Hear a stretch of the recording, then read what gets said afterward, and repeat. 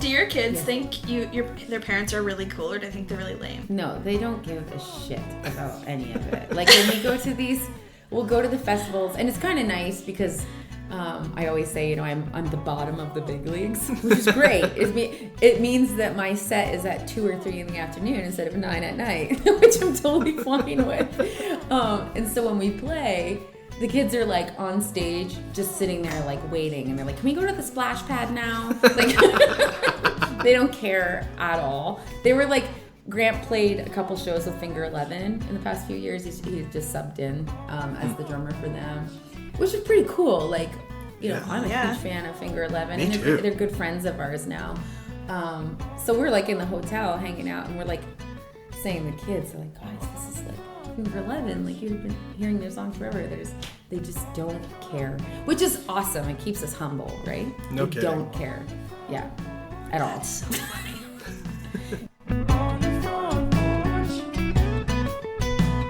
Hey everyone, welcome to another episode of On the Porch with Front Porch Music with me, Logan. And I guess I'm Jenna. Yeah, and today we had a great conversation with country artist Dani Strong. Not just a country artist. True. Danbo, What did she say? The greatest. Greatest composer of the 21st century. Danbo, the greatest composer of the 21st century. Fun fact, that was her yearbook quote when she graduated high school. In the 20th century, that is. In the 20th century. Many people know Dani Strong across the industry. She is a wonderful human. She's happy to help literally anybody. She gives great advice. She has a new business, Taylor Entertainment, where she provides a number of artist services. And she's also a killer musician. Yeah, it was a really fun conversation. We had the best time. Yeah, her song got stolen once. Yeah. That was fascinating. It was wild. Yeah. This story, it has to be turned into a movie of some sort. It should be. We talked for probably an hour and a half, and you are going to be hearing about 45 minutes not of it. that much of it. Stay tuned. So here's our chat with Dani Strong.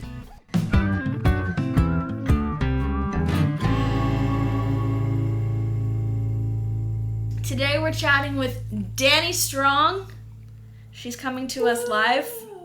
She's coming to us live from the Stampede, basically. We have Danbo, the great composer of the 21st century, with us. I don't know why I didn't lead with that. Finally, somebody got my intro right. Yeah. Why? That's how I Danbo. signed my yearbook when I was in grade 10, leaving middle school, going into high school. I signed my yearbook because it was the 20th century at that time, so I thought I was super clever. I'm like, I'm going to be a great composer in the 21st century. And I don't know where Danbo came from. I mean, I'm pretty much like Rambo's sister, so. Was Danbo like your nickname? My mom called me Danbo, yeah. Oh, cute. I mean, it was fitting, if you knew me in high school. This episode is On the Porch with Danbo Strong, and I was far from fragile. So you're coming at us today right from Calgary. You just finished playing the Calgary Stampede yesterday. Heading back today. Yeah, how did it go?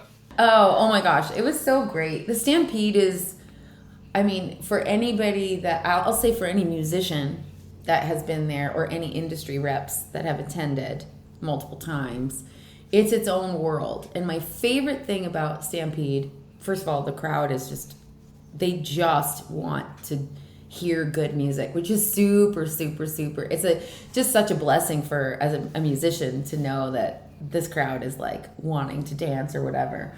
But beyond that, the crew at the Stampede is hands down the best I've ever worked with in my entire career. I feel like this is not fact, but I feel like their motto must be, if it ain't broke, don't fix it, because it is the same crew. I mean, gosh, we've been playing there since 2018, and it's literally the same crew. So every time you come back, it's just like big hugs and a big family. It runs smoothly. Man, they even like saved our settings on the board. So our sound check is so easy. Like, they just click the board. But I love the Stampede and absolutely everything that comes with it, which is chaos, by the way. But yeah. Yeah, you were telling us about your schedule just before we hit record, and it sounds wild. Yeah, so we're a house band. So the first year, I'll be totally honest. This is me being over honest all the time. So the first year was 2018, and they pitched us two offers. And actually, the first offer they pitched was the one we took, which was Nashville North, for 5 days, playing 3 sets a day. So it was a bit of a gauntlet. And if you play a wedding, which I had done for, a decade or more with my band, you're playing, it's kind of the same amount of music, but that first set at a wedding, we can play Dock of the Bay, and because all the grandmas and everybody are sitting at the table drinking wine still. That is not the case at Stampede. No, they've already drunk the wine. Oh my gosh. Well, they before drank you the started. wine at 9 a.m. in their Uber on the way to the venue. But no, it's balls to the wall from minute 1 to the end. And so it's just so crazy. So anyway, they pitch us that, which is cover songs. So I'll be super honest. It's that tent wants to hear what they know. And, I've been doing this for a long time. And I really wanted to play originals. So, I asked the promoter, I said, is there any way, I'd love to play the Coke stage. I'd love to play a set of originals with my band. I won't share the numbers, but I'll just say he was like, okay, well, it'll be this much for, Coke stage to play originals, or you can make this much playing covers to a bunch of drunk people for 5 days. And I was like, all right, I'll take the cover gig. Covers it is. The covers it is. It's so funny. I get paid thousands of dollars more to sing Sweet Home Alabama to people that don't know who I am than I'll ever be paid for, playing Wild Summer to my fans. But that's so funny. So, you know what? It's so fun. There is something about, playing a song that just gets people amped. And so it's a unique crowd for sure. That is the God's honest truth about Stampede. It's tough gig for if you're in Nashville North, which is, by the way, the beer tent that fits 5,000 people. It's I can smell it just talking about it right now. If that doesn't paint a picture, right? It's an amazing experience. Everybody knows it. But yeah, they're there to dance. They're there to enjoy the music they know and love. And we're happy to provide that for them. So we have a blast. We come out of that gig so tight as a band. I mean, we're a little sloppy day 1. We're on fire by day 5. I bet. That's funny. I've never been yet to the Stampede. Yeah, we were just talking about this yesterday, and I was like, Logan's like, people are at the Stampede, I'm so jealous. And I was like, for some reason, I just don't feel the FOMO of Stampede. So, you have to, I'll be honest, if you go next year, do your best to get industry passes, because if you have to be in that crowd, no, it's a whole different ballgame. No, I don't do festivals unless I have a media pass, a staff pass, or VIP tickets. No. Yeah. I have so many people, they'll text me and they'll be like, oh, my 19-year-old wants to go to Stampede this year. What do you think? No. And I was like, I would never let my children go there alone. Yeah. I have a friend whose children wanted to go to a festival up here, and she was like, no. And her kids are in their 20s. Yeah. I mean, that's its own separate thing, but it's like, oh my God. It's fun. It's totally fine. I mean, I'll send you guys some pictures from today. I'll start taking pictures at 4 p.m. of that crowd, and I'll send them to you and let you see how it goes Please down. do. Please do. Yeah. It's more just I feel like it's a game of stamina. See how long if you can make it to the headliner. I'm pretty sure that's the game. I don't think I have that in me anymore. Summarize Stampede in for somebody who's never been there. Just what's the quick 3 to 5 words Stampede is. Let's say it is a must-have experience in your life. Depending on your age, one time will do. It's a been there, done that thing. You have to do it. It's like Nashville. You have to do it. Yeah. You have to. It's just one of those things. Stampede is Stampede. Nothing like it. On my way out last night, I was passing covered wagons with horses and horses everywhere. It was amazing. It's basically what I imagine is a small town fair in Ontario, but times 35,000. Yeah, that's quite literally exactly what it is. Like. Yes. They moved Nashville North this year, so our stage is in a different spot. So we're directly behind the grandstand, which has been like, it blew my mind going because I hadn't ever seen the grandstand just because we were always so busy while we were there. It's actually great because Dean Brody's playing a residency. I don't know if you know. So Dean Brody's playing, I think it's like a 20 or 30 minute set every single night at the grandstand, which is amazing. And it's even more amazing for me because Dean and I share a fiddle player, Shane Gousset, and so Shane's going to come and play with us today. It could be a shit show, but it's going to be great. I just like texted him the set this morning. I texted him like all of our songs this morning. I was like, do you want to just jump in on this? Yeah. That's so fun. Maybe I am feeling a little FOMO. But we did not bring you here to talk about Stampede strictly. However, you've talked me into feeling like I should be there. So no, we want to take it back. Let's just start to like, as if we don't know you at all. Okay. Were you born with a guitar in your hand? Actually, you were born with a piano at your fingertips, right? No, do you want to know what I was born with in my hand? A trombone. That's what I went to university for. Really? Huh. Yes, I got a scholarship to York University for jazz, for trombone. Wow. File that away as something I never would have ever guessed. Yeah, it was, jazz is my favorite genre, believe it or not. I'm not great at it. Like, you got a scholarship in it. I think you're pretty good. I was okay for sure, like at the time, but you know, in my first year at university, my best friend passed away, and in hindsight, like, it totally messed everything up. At the time, I thought I was making all the decisions based on what I really wanted in my life, but I dropped out of university to be a rock star. But yeah, so no, I'm pretty happy that I did, because I don't know how much money I could have made as a trombone player, but I think well, you know, all those famous trombone players we know about. Yeah. But I got the guitar because in grade 7, I started playing trombone, and when I came home with it, my dad immediately went out and got me a guitar and was like, no, this. I was like, okay, I'll play that too. But piano came later. Piano, I think I started fiddling around in it in like grade 12. And it's, to this day, my favorite instrument in the world. I've never taken a piano lesson in my life, but like, I can read both clefs like very slowly, but you'd never catch me reading piano music. But it's by far my favorite instrument, and more so as the years go on. It's so great. It's just so linear. I can just see the music on a piano. So yeah, I don't know. But yes, grade 7 is when music hit. The only thing I can think of asking right now is, do you ever bring a trombone on stage? And if no, why not? You need to. Not yet. But I have a plan for the fall. There's a couple songs I may bring out the bone on. The bone. I'll go back to my days of being a boner. Stop. The 5-year-old in me loves that. Oh no, that's so funny. Yeah. If you need a professional boner, I'm your girl.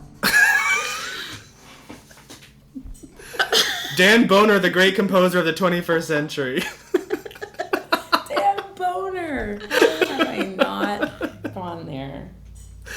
That is the funniest thing I've ever heard. Funny.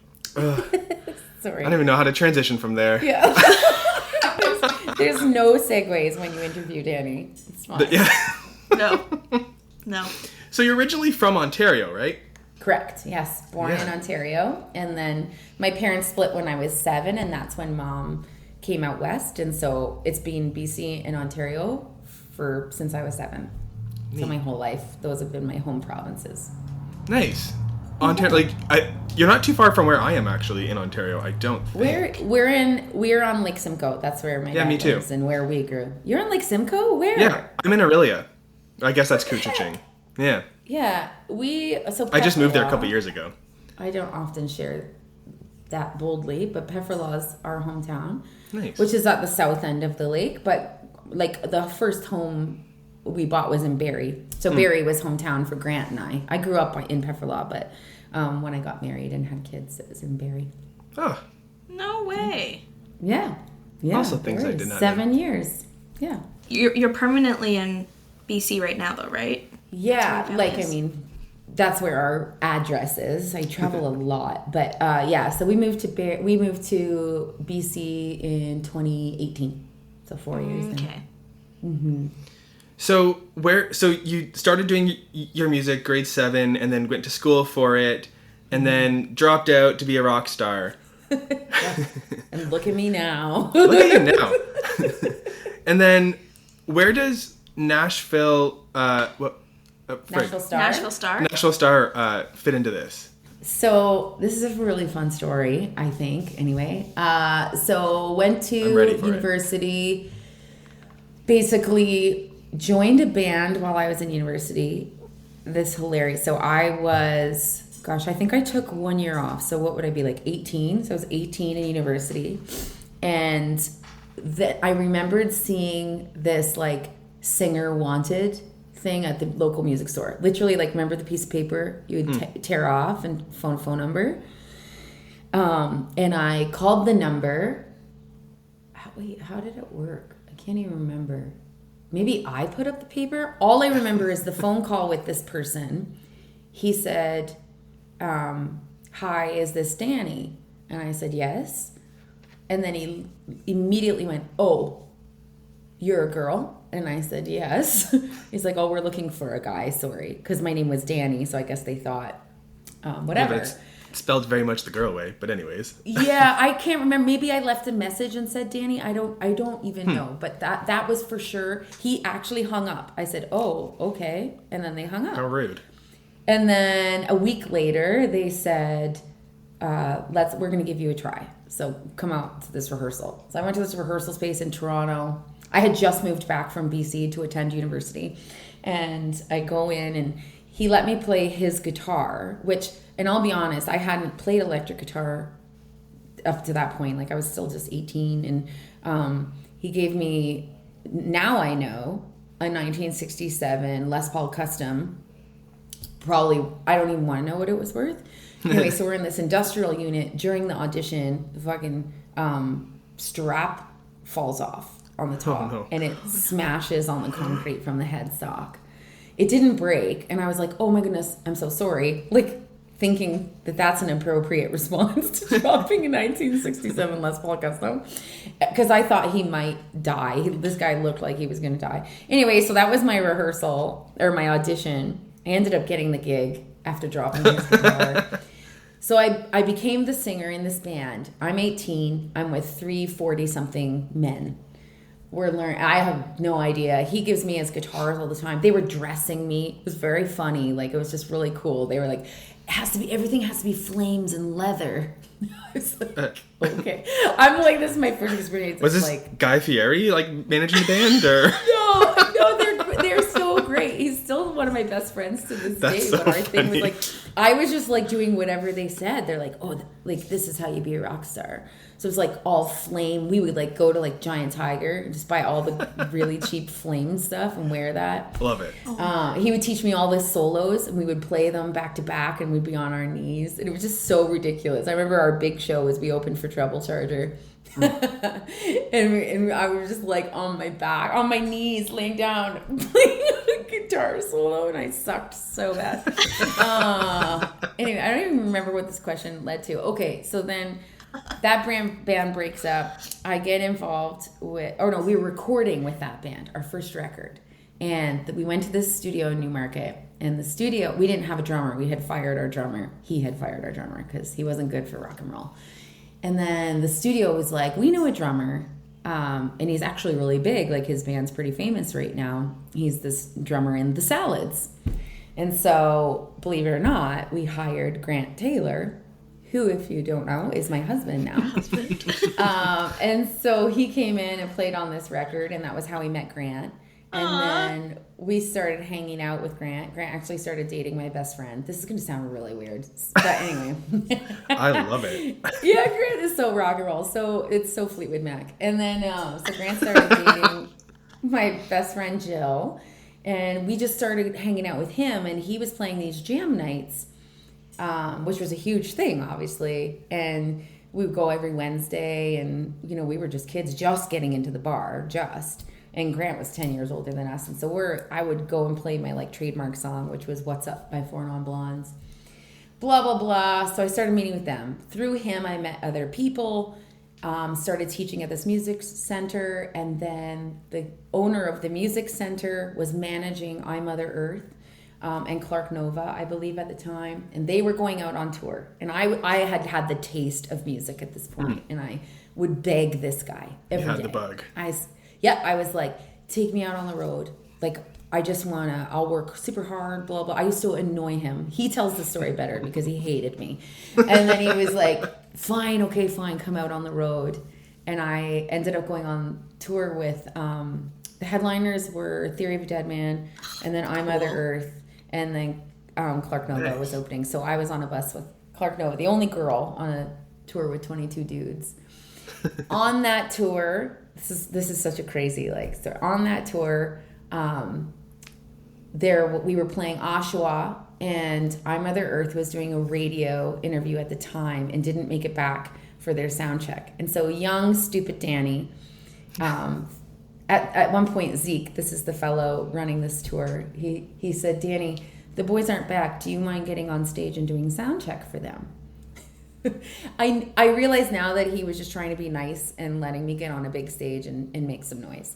But I truly thought that they needed me for sound check. Like little old Danny and her girl voice holding a Takamine guitar would suffice for a sound check for I Mother Earth. And so I got up on stage, I sang a little song, but while I was on there, the boys walked in, and then they got on stage with me and we jammed a Sheryl Crow song. But Jag Tana, the I Mother Earth guitar player and one of the greatest rock guitar players in Canada, was sitting backstage and just was listening. Fast forward to the end of the tour, he said, hey, we should work together. Now, this was right when Avril Lavigne was kind of exploding. And so, and I was young, right? And so I think Jag wanted to kind of make me his Avril. I don't know this to be fact, but we talked about it. And so I ended up working with Jag after that, and we did this rock record. And I even did 3 songs in French with him, and he played on it. It was so crazy. I'll send you guys some songs after. Please, I'd love to hear it. I still have them. And then, so Jag and I had a falling out. We were best friends in the world, but it just, it's music and everything has a thing. So shit happens. Jag and I had a falling out, but it was fine. He was so good to me and whatever. But during the falling out, I'm oversharing right now, but we were saying some things, and I think he mentioned one of those talent shows in one of our emails. He was saying something about a talent show and me being on it, or whether I would make it or not. I don't even know, but I remember being fired up after a conversation with him. I was like, I'm gonna go on one of those talent shows and I'm gonna make it. So I'm fired up. I'm Googling these stupid talent shows that I hated so much, and the only one that I found that would allow original songs was Nashville Star, which I had never heard of. And now I'm really lifting the curtain for you guys, but I was obviously in the rock world, and but I grew up on country, and so, but I had never really thought of myself as being a country artist. My dad raised us on Dina Carter and Alison Krauss; they were my favorite. Right. When I was a kid, and anyway, so I was like, well, I'm gonna go audition for this. There was no auditions in Canada. I drove down to Indiana and hit the closest audition, sat in line overnight by myself, and played the audition, and then made it to the next round, which was a couple days later. So I just stayed in Indiana, and then in the next round of auditions, we had to audition for a panel of judges, and one of the judges was Cowboy Troy. I was playing for. I don't know if you guys remember Cowboy Troy. Okay, so he's one. I can't remember who the other two were. We were in this small room, and I get on stage and I played 2 originals. One was Pumpkin, and one was one that I had just written for Grant. And so then I played, and then they asked a couple questions. And one of the questions they asked was, I'll never forget. They said, "Who is the worst country artist and why?" And my head was screaming, "Cowboy Troy." Because rap does not not belong in country. I was so mad that there was like rap. Like, why? Because I think he had one song where he was like throwing rap in it. And I was like staring at him. My eyes were like super wide. And I was like, oh no. And then I was like, Jody Messina. And they said, why? And I said, because my Give a Damn Busted It is the worst lyric I've ever heard in my life. And that was it. And then basically I found out later that I was the only Canadian to make it to top 50 and go to Nashville. And so that's a very long story, guys. But that's how I ended up on Nashville Star. And it's how I ended up really honing in on my country writing. Just because I'm a storyteller anyway, and I realized that's where I belonged.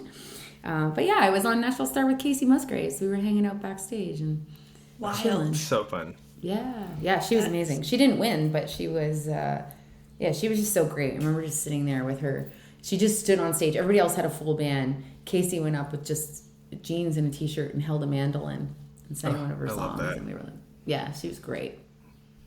That's so cool. That is really cool. Yep. So right now, this is a great time for us to take a quick break.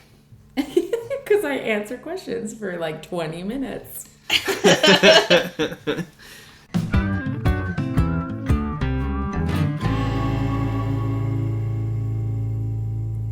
Hey, it's Dani Strong, and you are on the porch with Front Porch Music.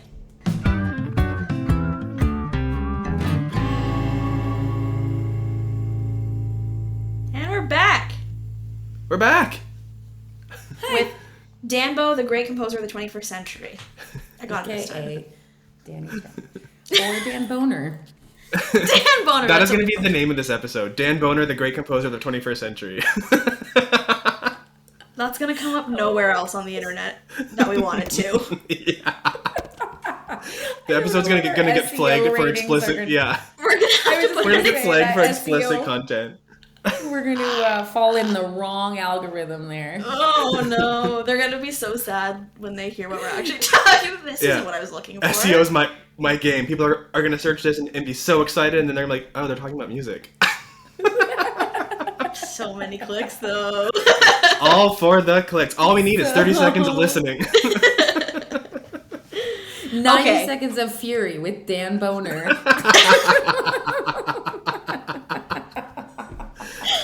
Can that be your next band name? Yep. Just rename your band today. Tell them that's what they are. I'm definitely going to say this on stage today at Stampede. There's no doubt in my mind that this conversation. Can you get Emily to record this? That's so funny. I love that. And this is Mike Boel on guitar, Grant Taylor on drums, Mark Rinkin on the bass, and I'm Dan Boner. Wow! Oh my gosh. Okay, so we figured out how you got to country music because you're actually a little rock star at heart, and that's how you cut your teeth in the biz. Well, I married a rock star. He would have it no other way, but now he's forced to play country with me. So does he like it, or is he like he loves it? We pick some good songs, and you know what? It's funny. Our first rehearsal with Grant on drums with us, I actually this was in 2015 when we were opening for the Eli Young Band, and Grant was playing. We were in rehearsal, and I stopped, and I was like, "What are you doing?" It's like, I don't know. It's like, I don't know. I don't know what you're doing. He's like, I don't know either. I'm just trying to play country music. I was like, just play drums, dude. You've been doing it your whole life. And then he went back to throwing sticks and hitting from above his head. And I was like, there's one thing for me, if you've never seen me live, it's I want, more than anything in the world, I want my band to be having fun.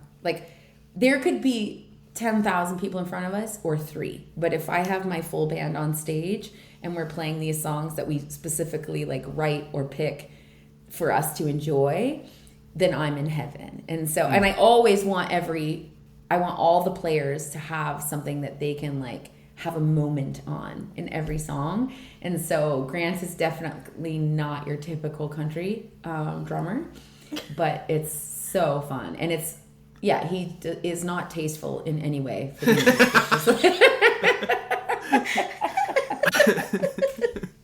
Well, as a fan, like I really appreciate when you can tell that the whole band is having fun. Like, Yeah. I don't know. I just love when people are having fun. That's partly why I'm in the industry. Like, I just love. Yeah. I love fun. We live in a small town, a very small town, and so because I'm on the radio, like people assume that it's bigger, truly bigger than it is, because I just Always assume that.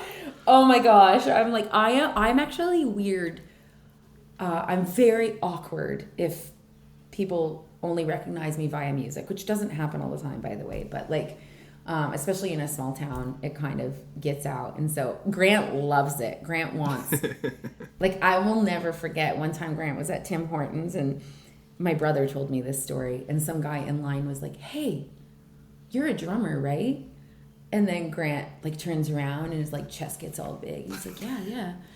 And the guy's like, "Connexus Church, right?" And Grant, because we were playing at church at the time, Grant totally deflates and he's like, "Yeah, I play there." It was like the best story. Grant loves to be recognized, but he did just get recognized in Kelowna lately, which was crazy, for the salads. He's like, "Hey, salads guy," and Grant was like on a high for a month after that. Yeah. I'm like, please don't think, I don't want any of that kind of recognition ever. I'm really weird about it. I need to get over it. That's so funny. It is funny how people react and make assumptions about people who are on the radio or whatever. Like we were talking to someone, like, I forget who it was, but they were like, we had one top 20 song and people were like, "Bought your parents a house, didn't you?" And they're like, "No, I just paid for the song."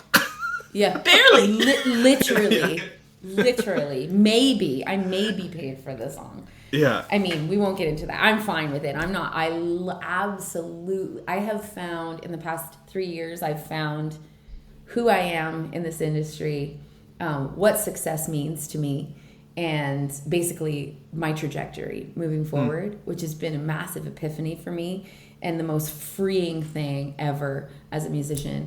And like, I just love it. I absolutely love who I am and who I'm going to be forever moving forward. So it's been a very beautiful epiphany for me. And being a charting radio artist does not fall into that category. Although I'll keep putting stuff out. But what does success look for you then, if you care to share? Yeah, paying my mortgage, period. Paying my mortgage with music, which I am doing, right? Like, but I have a new company, which we'll probably touch on, that's been helping with that. But beyond that, it's like paying my mortgage. My son just made a rep baseball team, which has opened a whole new world of financial troubles to my husband and I. Gosh. We're like, what in the world? Especially we live in the middle of the Rocky Mountains. So literally every tournament is a minimum of 4 to 7 hours away. Barf. And we drive a truck in this gas prices. So I might need to... He's hitchhiking to his tournaments? Yeah, I might need to just change my strategy on like from paying my mortgage to paying my mortgage and my child's baseball fees. Though that's defines success for me. So, but no, I am like, I hate commitment. It's the number one thing that I'm really trouble with. And commitment in that, like, outside of my husband and my children, those are the only two things I want in my life forever. But like, Grant, when we first moved to BC in our first house, he'd be like, "Oh, we're going to have to redo the roof in 5 years." And I'd be like, "Whoa, 5 years? Do not put me in this house for 5 years. Like, I will never commit to anything too. 5 years from now." Like, I'm like truly like a troubadour. But yeah, so I am happy though. I feel like maybe the house I live in right now might be there for like maybe 10, you would even say. Whoa. 10 years. I'll travel a lot, don't get me wrong.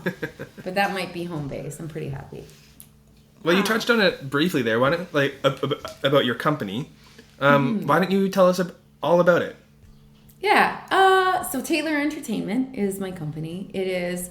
It's hard to define. Like, I know it's business 101 to be able to give your 30-second elevator speech, but like, we're an artist services company. It's so hard, especially in the music, right? And all I will say is, I am extremely, would be an understatement, passionate about helping independent artists. So So it's an artist services company. It's a label. It is a label, but I don't like calling it a label because I don't ever take a piece of anything from an artist. Like, it's like a pay for service type thing. We focus on radio promotion. Does that fill my cup? No. It's the most soul-sucking job on the face of this planet. A lot of blank phone calls from you. Right? I love it, but it's hard. Independent artists doing anything at radio is very, very hard. But I do it because I have to be careful here because I a lot of my colleagues are great and I love them. But it's a very weird kind of blurry part of the industry, radio tracking. There's really no gauge or way to make sure the person you hired is working their ass off for you. And so I loved my team. So my first promo team was RPM and they were great. And I actually lean on him very hard as a mentor. Same with Anya Wilson. Like, she's a rock star. But like, I just wanted to be a safe place, another safe place for talented indies. So I'm really, really picky, I will say, like, just because I do feel like the standards need to be raised a little for independent artists putting music out. It's super easy to make recordings now. And so many of us, myself included, like, you know, are many years into this and investing all of our money, quite literally, my husband and I have never been on a vacation, never had a honeymoon, because for us, that's the studio. We put every single extra penny back into making our records. And so, you know, I just want any other artist that's putting all this into it that might not know as much as I do, just because I've made every mistake in this industry, to have a shot and to really make the best decisions possible. So that's what the company is. So I help you get to radio, but beyond that, you know, making your best decisions for your recordings and putting it out. And really it's been amazing. And in the past year especially, right now I have my second artist, Mallory Johnson. So Graham Scott Fleming was our first charting artist. He's also an artist that crawled deep inside my heart, and I will never be the same because I love him so much. And now Mallory Johnson will be charting because she probably next week we'll see her in the charts. And she was one of the most added last week, I believe. Yeah. Actually, last week was Cadence and Breton were the most, but Mal was 2 weeks before that. And right. She just, the number one thing for me, for an artist, and I feel like for anybody, and it should be, and I'm guessing that most labels do this, but I have a good 1 to 2 hour conversation with any artist that I've decided that I would like to work with. So if they pitch their song to me and I think it's strong and I dive into them as an artist, we have a long conversation that is basically exactly what you just asked me. What defines success for you? What is your, like, if all the stars aligned in the world, what does that look like for you? And so for Graham's a star. He is an actual star. And for him, that conversation was, Graham wanted to be on the stage. He wanted to be playing the headline spot. He wants to see his name in marquee lights. He does not care, what that looks like. Some people get heavily involved in, if you sign with a label, then you sign away all these rights and blah, blah, blah. And it's true. But Graham was like, I don't care. He was made for the stage and he is made for the stage, and that's what he wanted. And so, him and I had a conversation. I said, I will do everything in my power to make that happen. And by the way, that means me letting go of this artist. And 1 year later, almost to the day, right, guys? It was like, he just made that announcement that he had signed, which we had known about prior before. That was largely in part to his friend Emily, but we had multiple offers on the table, and I mean that has nothing to do with radio, but it was largely a mission for us to see this artist realize their dreams. And it sounds so cheesy, but I swear to you, those wins feel as much my win. Well, I don't know if you were at CMAOs, but if you saw me bawling in front of the stage while he was playing, it's like that is just. That's why I do it. Being able to have the Zoom call with Mallory when we surprised her with Shiloh telling her that she got training track, that is that's her dream. Mallory's a little different than Graham. Like, her dreams are a tiny bit different, and we're going to do everything we can to make those dreams come true on a completely different path. And it's just so exciting. At the end of the day, it's super easy to become bitter as an independent artist. I get it. I've been there. I took a 1-year hiatus, hated who I became. We are creators. We're our musicians. And if we're not doing that, we're not going to be who we need to be. And so you have to learn how to exist in today's industry, which is not easy. There's a lot of things that are super unfair, but you have to learn to do it. And so that's my goal, is to get these artists to kind of stray a little bit from the bitterness and learn how to exist with streaming platforms, because they're not as evil as we think. They provide us many opportunities, and to deal with the fact that radio is very, very almost impossible for independents. There are ways to exist. There are ways to exist, and we're going to find them. You talking about that is like seriously giving me goosebumps, because like I can feel the passion and I can feel like the emotion, and it's very similar to why I started Front Porch as well. And just like, that's why we like each other, Logan. I know.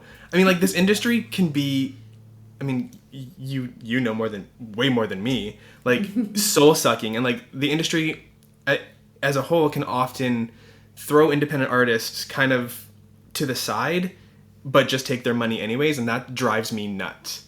So like, just like hearing you talk about it. Yeah, I would go off on that for sure, but yeah. I won't, because that's the world I'm not letting myself get into. You're 100% right, but there are safe places. And I feel like the talented, it's hard. I feel like anybody that is taking money that shouldn't be taking money is taking money from artists that shouldn't be artists. So it's a very dark and sad place. People need to be more honest, which kills me. The hardest part of my job is, because I get tons of submissions, tons, and is telling those artists that, like, I'll just say, I'm not going to take your money, because I will not be able to get you results, because this is not where it needs to be. However, it's still a decent recording. Go do something else. Why are you like, don't go for radio.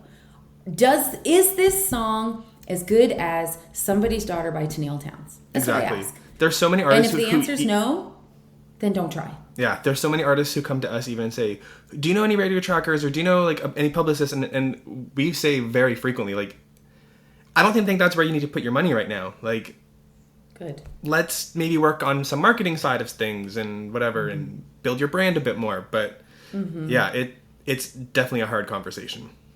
It's such a hard conversation, and I get it, because, gosh, I listened to my old recordings and I was terrible, and I didn't think I was terrible. And you kind of ask yourself, how can you not hear that this is not where it needs to be?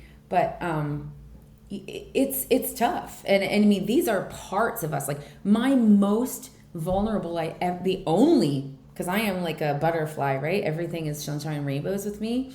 Until I write a song, and then all the dark shit comes out. So it's like, it's a piece of you coming out, and so you're really kind of just telling somebody their baby's ugly, and that's not an easy conversation.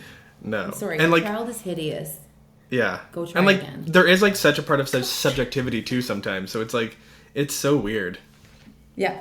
I love it though too, because I mean, I've had a handful of really awkward and negative experiences with artists that just didn't take the feedback well. I've had an artist tear me apart, said that I ruined their career because I went to great lengths to get them feedback from radio to convince them not to spend thousands of dollars on tracking. And it went really sideways on me. But for the most part, artists are like really thankful for the honest opinion, because they'll usually just say, I'm not going to take your money because I know I'm not going to get your results. Now, I'm one person and music is subjective. So go and get other opinions, but know if somebody says, I will take your thousands of dollars, know that I didn't think you were going to get any airplay.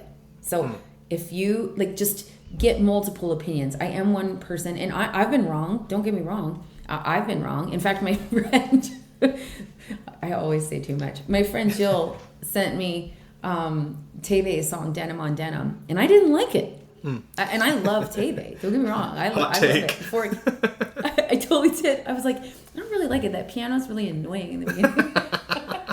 And then she's like, I think you're wrong. I was like, I could be. And then it went like number 1 or something. It was like a massive.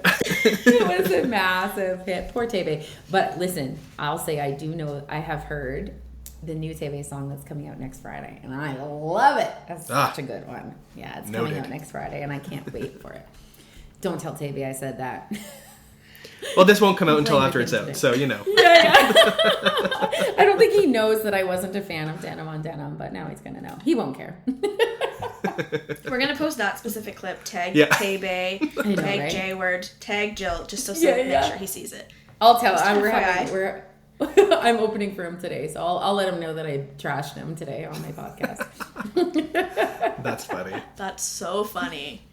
We're getting close to the end, and I literally prepped you ahead and was like, can we talk about your song being stolen? And then we didn't get there, so can we talk about your song being stolen? Yeah, let's talk about my song being stolen. Do you want me to just tell that story? Yeah. You guys are looking at the clock going, a Dani story means like another 20 minutes. Hey, we have all day. I'm just thinking of poor Jason. For you, we have all day.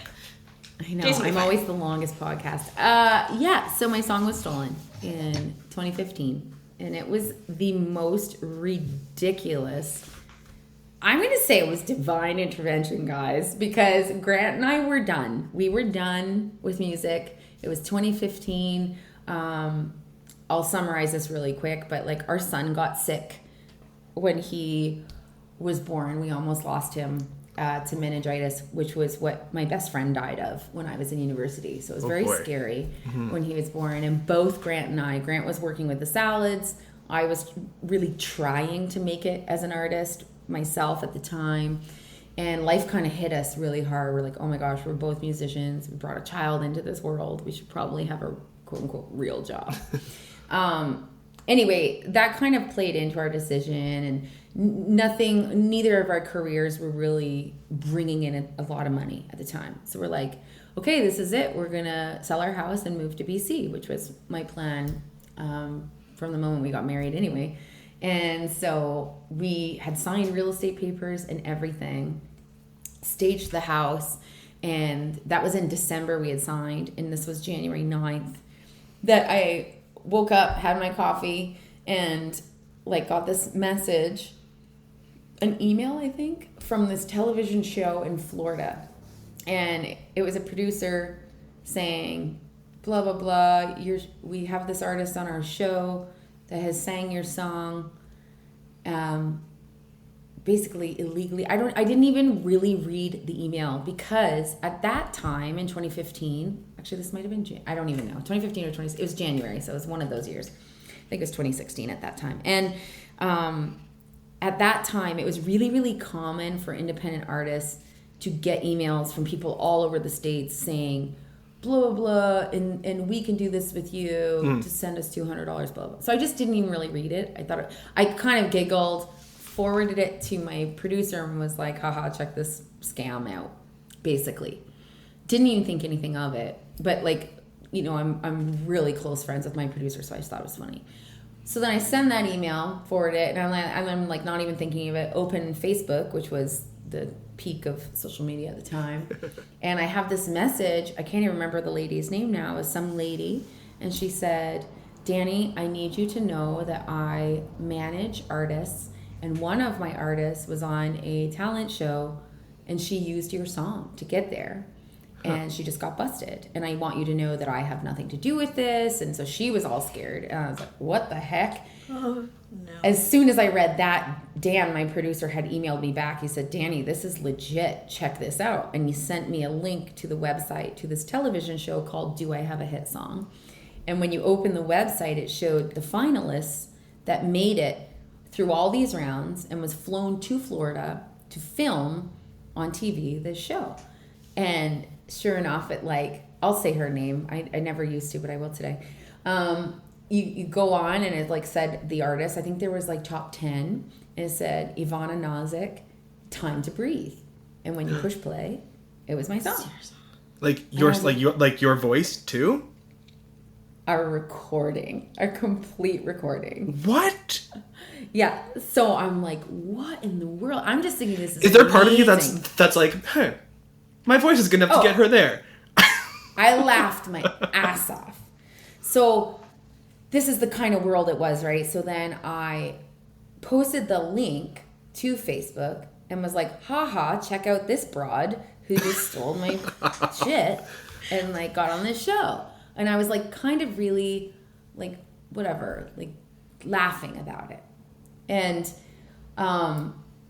but I have a really great core group of like friends and fans that have been on my entire journey for like ever.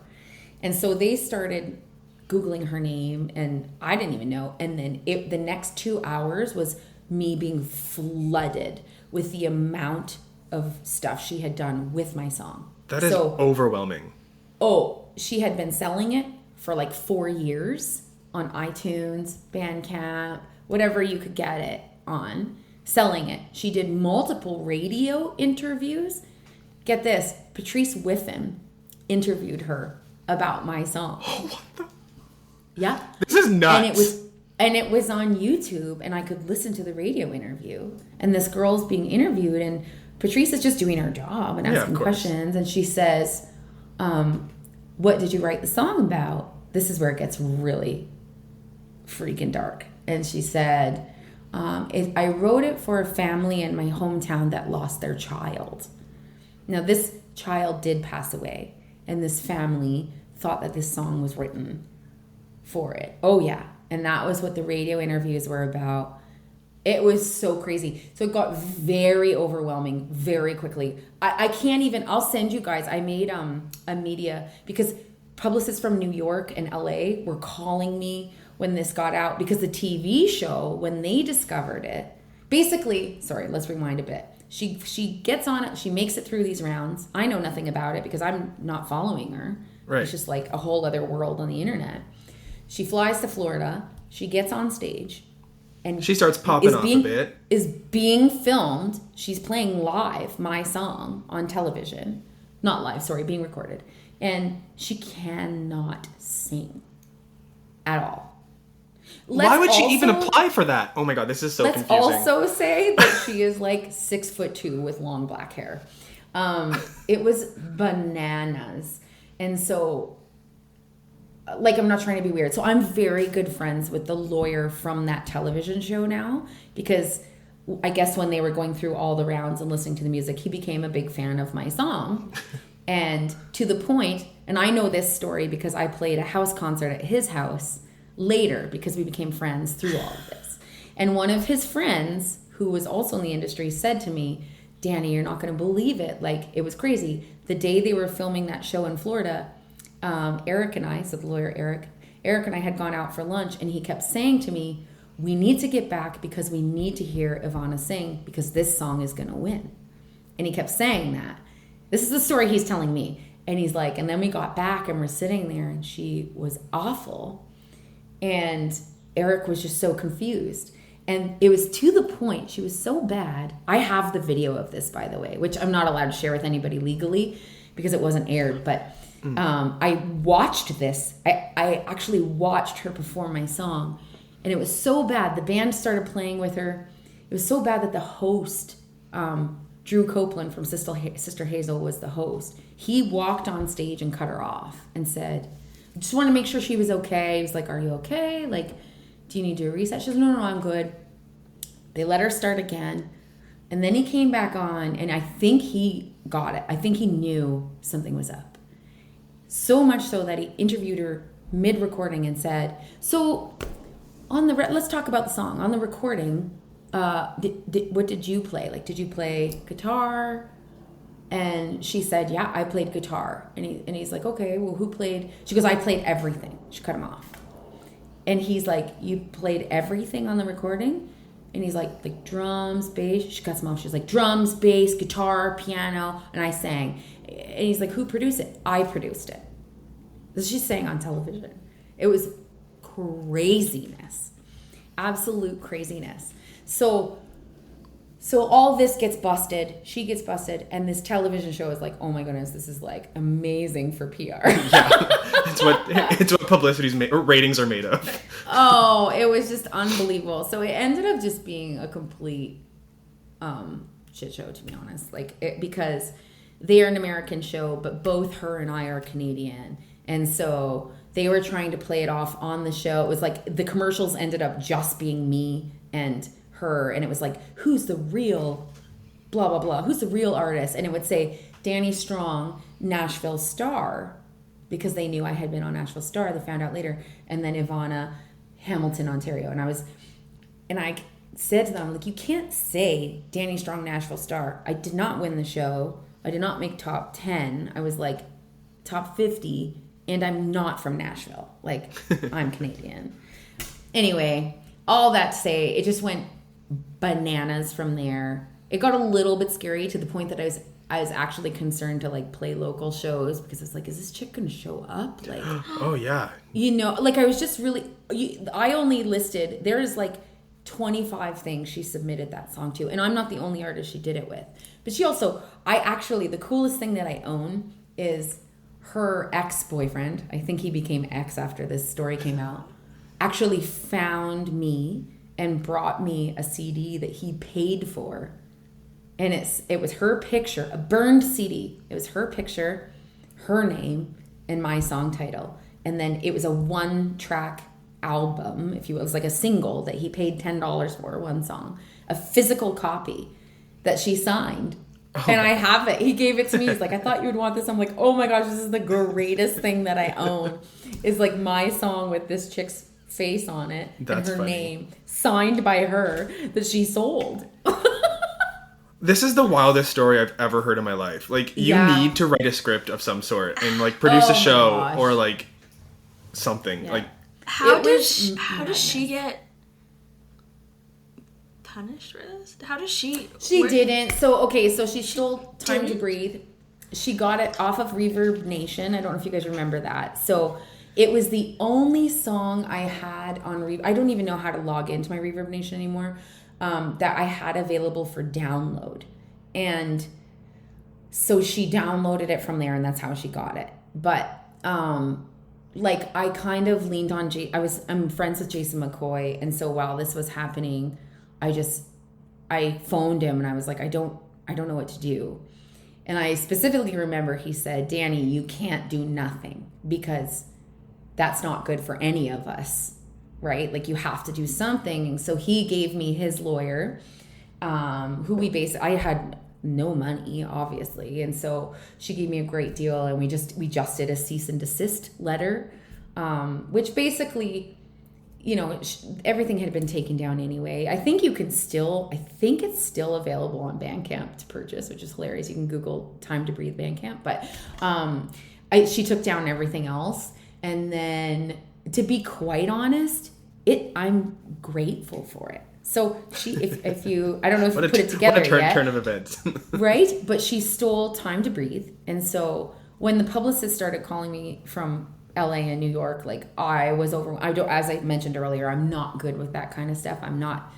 And so I called my friend Zeke, who is the manager of bands. And I said, Zeke, I think I need some help here. And he said, Dani, I think what you need here is to put out a record finally. Because I had never put out a record. And as I told you guys, we were done. We were throwing in the towel. And he said, you finally have a story. And I mean, gosh, if you knew how I grew up, I thought that would be enough. But anyway, I was like, okay. So again, I mentioned Grant and I had no money. Like, and I'm not whining. We had what we needed, but we decided putting a record's expensive. Well, we got a home equity loan against our house, and we decided to make this record. In true story, they turned off our power. So they actually, like, because we hadn't paid our bills, and it's like they gave you, I now know, like, that they'll still give you just enough power to, like, run a microwave. So I found that out, just so you know. And I wrote the song on my record called What You Need. And it was like the deciding factor was like the extra song, but it was like about that story about Grant and I and like having what we needed and whatever. And we're like, okay, we're gonna make this record. I had no idea what I was doing. And the record was titled Time to Breathe, because that was the song that she stole. I love it. And then we put everything into it. I'm literally just figuring out, this is why I do this now with other artists, but like how to really put it out and figure it all out at this time. I was really good friends with Jill Snell, who's one of my best friends to this day. And so it was like, I remember like just being nauseous the night before, because I'm like, did I do this right? Did I upload it right? It was coming out the next day. At the time, I was working at a women's shelter, and so I went into work, and I'm just sitting in there doing my thing. I have no idea the day of release, and posted my thing like, it's out today, haha. I have no idea where to watch or keep looking. Jill texted me, and she said, congratulations, you did it. And I was like, I was so tired, I didn't sleep, and I was like, no, it's out, we'll see how it goes. And then she wrote back, and she's like, no, you're number 1 on iTunes. I was like, what? And I logged in. I had no idea where to look. And I log in, and I was like, Dani Strong, Chris Stapleton, Florida Georgia Line. Oh. For records. What the hell? And I lost it. I just couldn't. I can't even You're share. tired and emotional, so that news is just like... I'm literally emotional right now. Like, because I haven't thought about that in forever. As I'm crying. Because I like, never in a million years would I have ever thought that would ever be a thing. And at that time it was still kind of not number 1 on iTunes was a thing, because people were still buying on iTunes, and it was just crazy. And then that was it. And so that was all because of the song being stolen. 100%. That's just crazy. I love that. Also, you could have made that into it, like, that could have gone terribly, and you took the high road, and that is why you didn't get fucked over. You know? It could have gone terribly. So. Yeah, 100%. It could have gone terribly. I actually asked my friends to stop like tagging her in stuff. I don't know this for a fact, so this isn't fact what I'm about to say, but I had assumed that anybody that would do that may not be in the healthiest state of mind. That's a fair assumption. Totally. And I didn't want to... I mean, she deserved it, don't get me wrong. I didn't want to publicly shame her or have any kind of, like, I don't know, massive response on my watch for that. So, and like I said, it changed my life. Yeah. And I knew I know all about this girl, like all of it. We've never spoken, but other people have been in tweet wars with her on my behalf. But I know that Aaron Pritchett was her favorite artist, and I had always said, if I ever play with Erin, I'm going to get her front row passes. because I was like, she deserves it. She like kickstarted my whole career. So that's very funny. That's so funny. Yeah, I'm like, I would sue this bitch, and you're like, I put out a record. Well, I did connect with other artists that she had done it to as well. She didn't get as far with their song, so like her getting on that show was just madness. Like that show, you had to send a video of yourself performing it live, like you had to prove. And she found a video from me at the Sound Academy opening for Sash Jordan playing that song, which we don't ever play that song. Like I never thought it would be anything. I'll be honest, I wrote that song about my experience in Nashville. So if you listen to it, it's metaphorical, but I basically say a southern fairy tale just out of my reach. Like it's all about having my ass handed to me in Nashville. That's what it is, which was great. It's nowhere near a song about a child dying. Like it's just craziness is what it is. That's so insane. That is nuts. Yeah, I know. I'll send you the press release I made. I still have it. I'll send it to you. Yeah, please, I need to see that. Oh my gosh. Well, okay. Dani, we're coming to the end here. What do you have coming up in the next little bit that you want to tell everyone about? Nothing. See you later. Peace. I'm going to play the Stampede for a couple more days. And then I am going to actually take my first summer off ever. Well deserved. And I'll be booking my national tour for the next month. That will be happening the last week of September to the first week of November. I'll be doing a national tour, which is going to be big.